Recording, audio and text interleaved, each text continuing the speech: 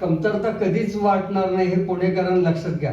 उगीच बातम्या येतात इतका पाऊस, काही पडतात. पुणे इथं राहणारी माणसं ही आनंदीच राहायसाठी आलेली असतात, त्यांना कधी काही पाण्याचाही कळणार.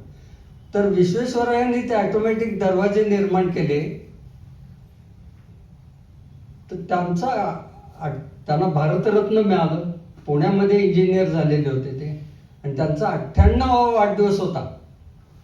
त्यावेळेला त्यांना पत्रकार भेटायला आले आणि म्हणले, सर विश्वेश्वरय्या, तुमचं वय आता 98 आहे, तुम्हाला मृत्यूची भीती नाही का वाटत? ते काय म्हटले, तेवढं नीट आहे का? ते म्हणाले, तसा यमराज एक दोनदा घरी आला होता, पण घरचे म्हणले ते आता कामात आहेत, आणि कामात असताना ते कोणालाही भेटत नाही, त्यामुळे यमराज परत गेला.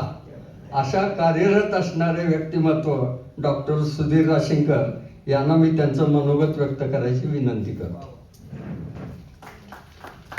याच्यापूर्वी आपले सूत्रसंचालक श्याम भुरके यांचा सत्कार करतील आणि मग पुढे त्यांचं भाषण होईल.